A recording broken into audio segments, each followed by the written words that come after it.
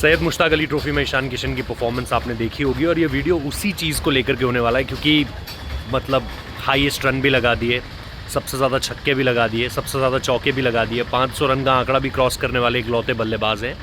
और इन सारी चीज़ों के बीच में जिस इंटेंट से खेला है ना ये बंदा, आपको ये बता रहा है कि भाई क्या कमाल के टच में है। और मुझे याद है मतलब पिछले साल जब डोमेस्टिक क्रिकेट खेलना शुरू किया था, बूची बाबू में 100 लगाया था चेन्नई में जाके।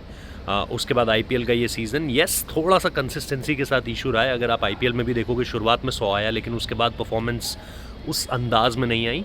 लेकिन ओवरऑल अगर आप देखोगे, ईशान किशन जिस तरह के निक में लगे हैं, ख़ास तौर पर इस स्मैट जो सैयद मुश्ताक अली ट्रॉफी का ये जो सीज़न रहा है, क्योंकि 2 अर्धशतक हैं, उसमें भी एक 93 का स्कोर है उनका, और फिर 2 सेंचुरीज़ हैं। एक शुरुआत के समय में आ गई थी आई थिंक त्रिपुरा के अगेंस्ट, और फिर अब हरियाणा के अगेंस्ट फाइनल में जो उन्होंने पारी खेली है।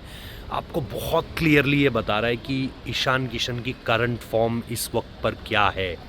सवाल ये भी है कि इंडियन टीम में अगर उनकी जगह बनेगी तो किसकी जगह पर बनेगी, किसको रिप्लेस किया जाएगा कि आप ईशान किशन को लेकर आ सको। बट मुझे लगता है जो सबसे इम्पॉर्टेंट चीज़ है वो ये है कि वो जो सारी बहस थी ना उनके इर्द गिर्द पिछले साल, और इस साल अगर आप याद करें, जब इंग्लैंड में ओवल टेस्ट के दौरान आप नारायणन जगदीशन को लेकर आए, क्योंकि ऋषभ पंत बाहर हो गए थे मैनचेस्टर टेस्ट में, वो जो उनका टो फ्रैक्चर हुआ था, उस वक्त पे जो पहला नाम कंसीडर किया गया था वो ईशान किशन का नाम था। सिलेक्टर्स को नहीं पता था कि उनका एक एक्सीडेंट हो गया है, कुछ स्टिचेस आए हैं उनके, ये चीज़ें उस समय पर उनको नहीं पता थी, वरना वहाँ पर ओवल टेस्ट में उनकी वापसी होती। वो नहीं थे, इसलिए नारायणन जगदीशन को बुलाया गया।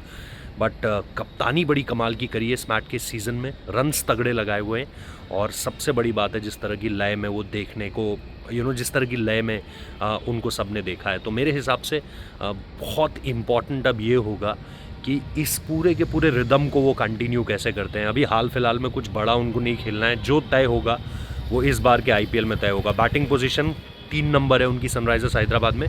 पिछले साल आगाज़ बहुत ज़बरदस्त था, लेकिन उसको एक अंजाम नहीं दे पाए, वो एक कंसिस्टेंसी नहीं दे पाए, और उस वजह से थोड़ी सी मुश्किलात आई। अदरवाइज़ बहुत स्ट्रॉन्ग कंटेंडर होते कि इंडिया की T20 सेटअप में उनकी वापसी आप होते हुए देख सकते थे। But it's never too late as far as Ishan Kishan is considered. काफ़ी चांसेस हैं अभी भी उनके पास कि वो आएँ, रनों की एक लड़ी जो उन्होंने शुरू करी है लगानी, उसको लगाते रहें, और फिर मुझे लगता है कि बहुत ज़्यादा आपको डिफरेंस नहीं देखने को मिलेगा अगर आप उनकी बैटिंग को लेकर के बात करते हैं। सो फाइनली इट्स गुड कि उन्होंने जिस तरह की पारी खेली है, बड़ी कन्विंसिंग इनिंग्स है।